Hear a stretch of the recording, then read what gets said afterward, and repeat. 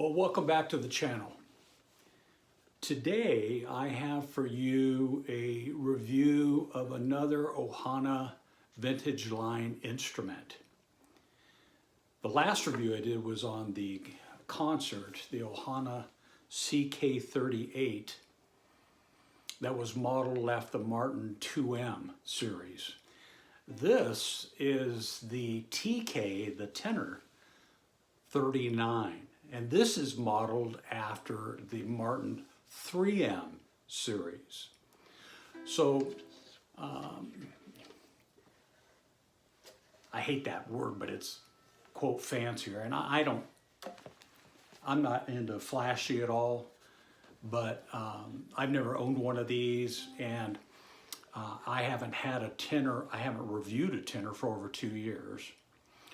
So I thought, you know what, I like some of the features of that as I read them on MIM's site and Ohana's site. So I thought, you know what, I think I'm gonna get one of those and put a tenor in the stable. This is my only tenor right now that I play consistently.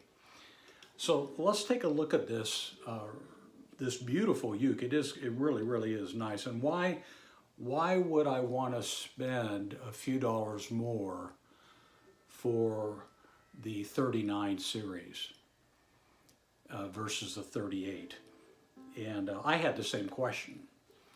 Why would I want to do that? And then you can decide if you want to do that. So this is it. And we're going to go over all the little details so I can show you what they have done. So let's start at the top and we'll work down. How's that? There's your headstock. They use this it's like a pearloid inlay there. Really nice. This is bone, the nut there. Grover tuners, geared obviously, really nice, very accurate. Once it's in tune, it's pretty much in tune. There's your mahogany neck, rosewood fingerboard, your side dots, and your top. Now this is where the, if I can use that word, fancy part comes in. You've got double dots down, 5, 7, 10, 12, and 14, by the way. You've got the side dots, which are obviously really important, but you got the stripe down the middle. This is, if you've ever looked at some of the Martins, especially the sopranos, you'll see that they have, the threes have a lot of this, these features. Now this is where we get into some of the differences. Look at the, first of all, the top, premium, solid mahogany, vintage satin open bore pour finish, the rosewood,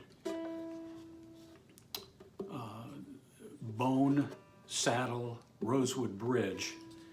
But here's where you get into the difference. Look at the how many inlays there are around the rosette there, the sound hole.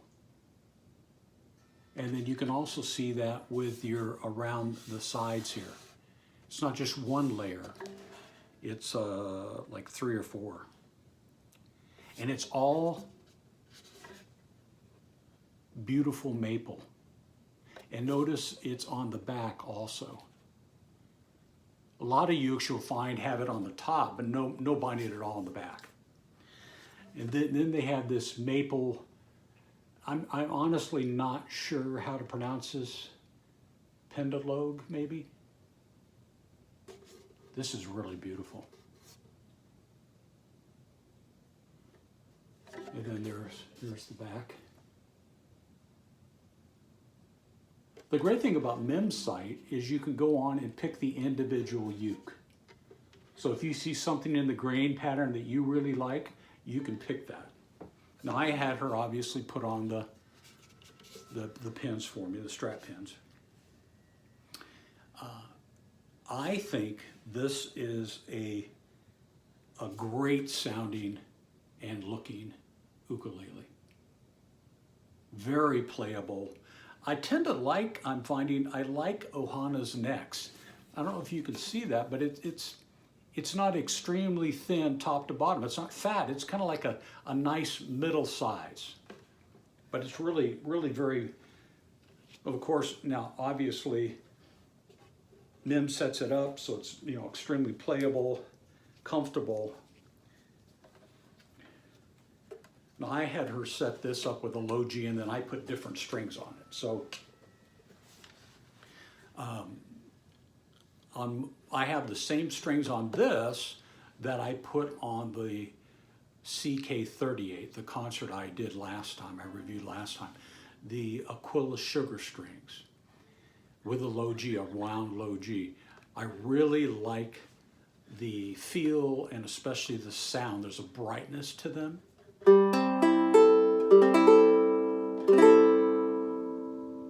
Really sound, they sound really good, much different than the Martins that came on it. No, originally it was Aquila's, the Nyla gut with the wound string. She changed that for me. And then I tried some fluorocarbons, and then I put on the Aquilas. These are kind of like my go-tos now.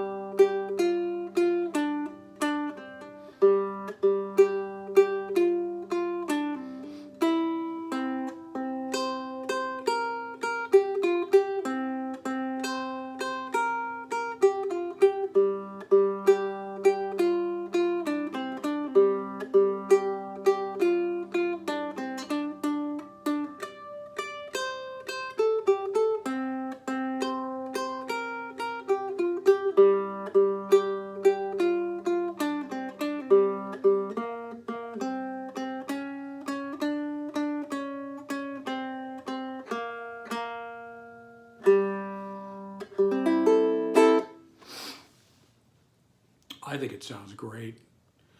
Plays really good. Now, if you, you can play obviously all the way up the neck, jazz chords, etc. If you've been playing the ukulele very long, you know the sky's the limit on prices. And you can start, you can pick up a tenor for $100, you know, laminated wood, etc. And I was just looking at one on Hawaii Music Supply for $5,000, handmade by one person. And I mean, the sky's the limit. So, you know, a lot of it has to do with finance, etc.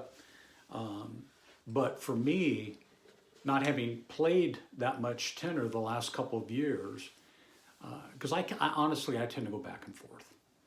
Play sopranos a lot, especially my hands bothering me at all. Soprano's much easier to play, shorter scale. This is a 17-inch scale.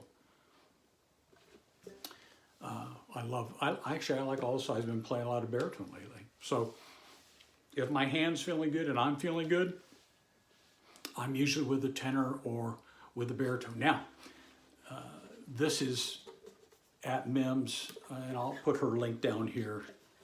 I have no affiliation with Mim. I just think she's a neat person and does a great setup.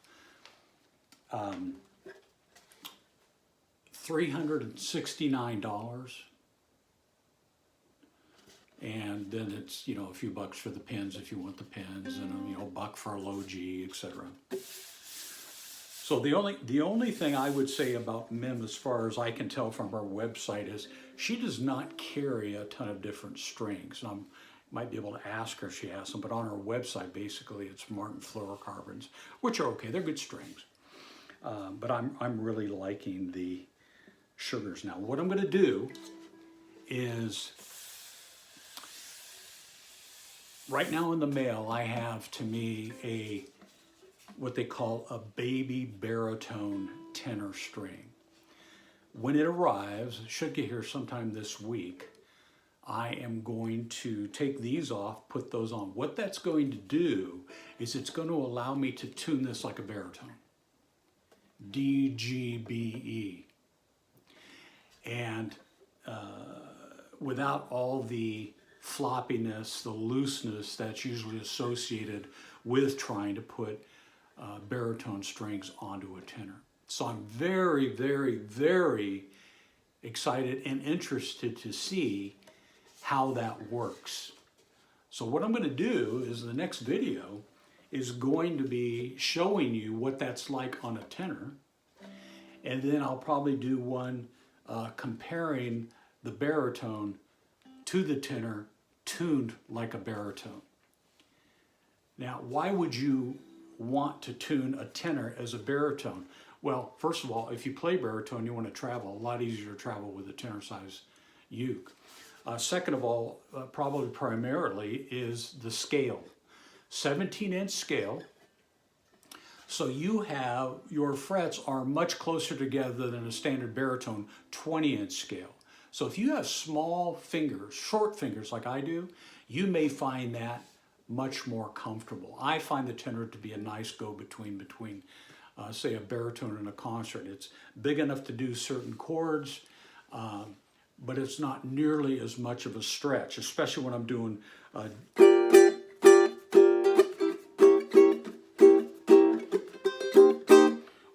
the stretch, especially up here where the frets are further apart. I can do it. What happens is if I'm doing it on the baritone, I tend to have to do a bar chord and then play like this. Same chord.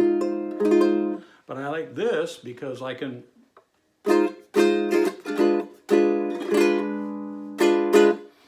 So that'll be coming. They should be here this week. So the next video in a week or two, be on the lookout for a baby baritone.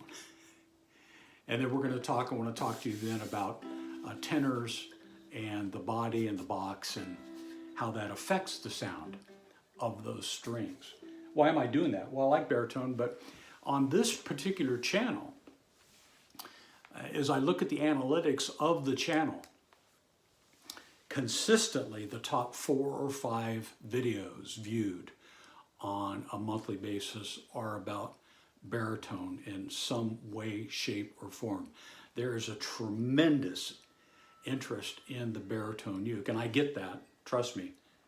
I love the sound of the baritone and playing it, and I want you to be able to view things that you're interested in, especially if, hey, I'd like to get a baritone. Well, I have a tenor. Can I get strings that'll make it sound like a baritone? I can play along with baritone, jams. I can get a baritone book and look at those chords and play those chords and have it sound like a baritone. So the question is will it? We know how it'll play. It should play great, but how will it sound? So that's coming up. I got some other things on the horizon. So please, please, please do me a favor. Subscribe. If you would, hit the little bell so you get all the notifications of the new videos. I've got another uke that I'm going to be reviewing here down the road, and some tutorials I'm going to be doing, and obviously string things I'm going to be doing. So got some cool stuff coming up down the road.